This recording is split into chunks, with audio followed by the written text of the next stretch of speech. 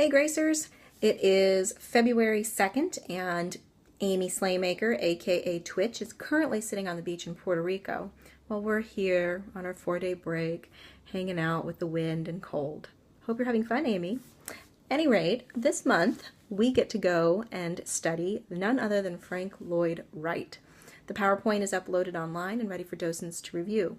We are not going to do a jam session this month, mainly because Twitch is out of town and we're going to run out of time, and it was a long weekend, so let's just launch right into it.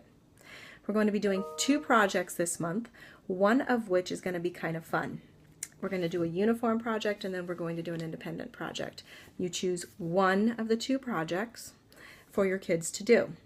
The first project is called, and I'm pulling it up on my computer, the Hearts, Tree, and Hill Project. And what you're going to do is this. Back in the day, Frank Lloyd Wright used to tell his student that limits are an artist's best friend. And that is because they force you to find an answer to something that you not otherwise would have discovered.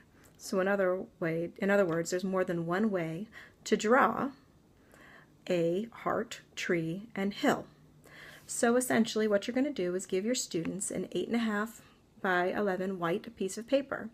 Using pastels or crayons with the younger kids, you will then have them draw only one tree, one hill, and any hearts. And those hearts can be any size, your hill can be any size, and your tree may be any size. And you may color them in any color scheme that you so choose. There will be no sun, no clouds, no flowers. There will only be a tree, heart, and hill. After drawing this complete, they can use a black Sharpie to trace all the lines on the outside of your coloring and then color it in. You're going to see a lot of variation with this, and it should be a lot of fun.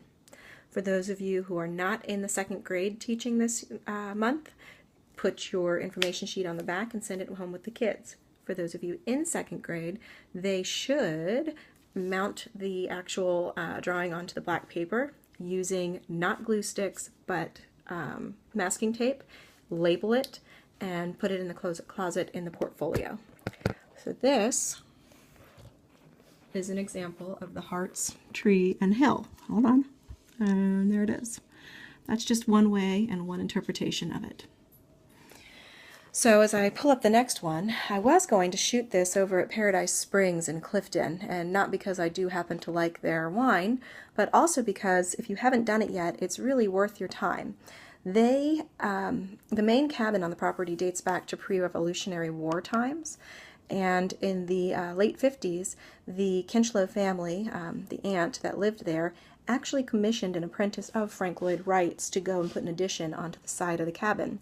If you do their wine tour, which not only takes you through the main wine house, it also takes you through the historic cabin as well as the winemaking facilities, you will be able to actually go inside, tour the pre-revolutionary side of the cabin as well as the kitchen and living area, and experience a Frank Lloyd Wright-esque place.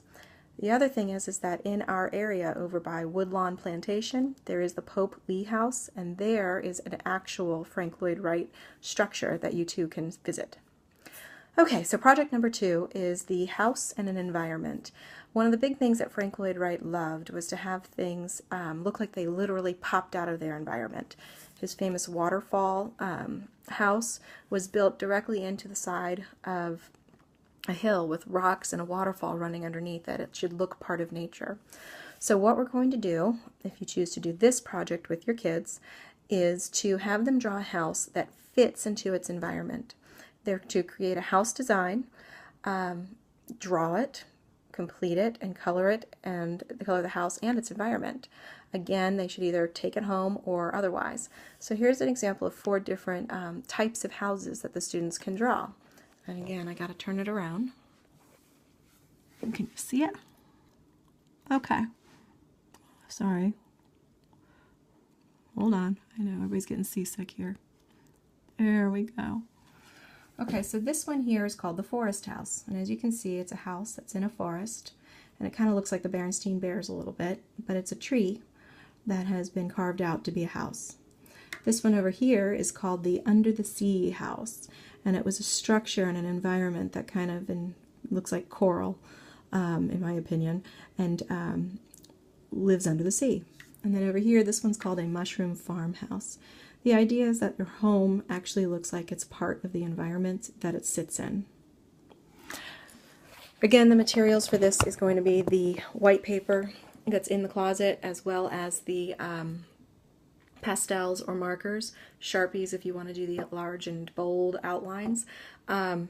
Second grade, you guys are mounting this month, so be sure to leave it in there.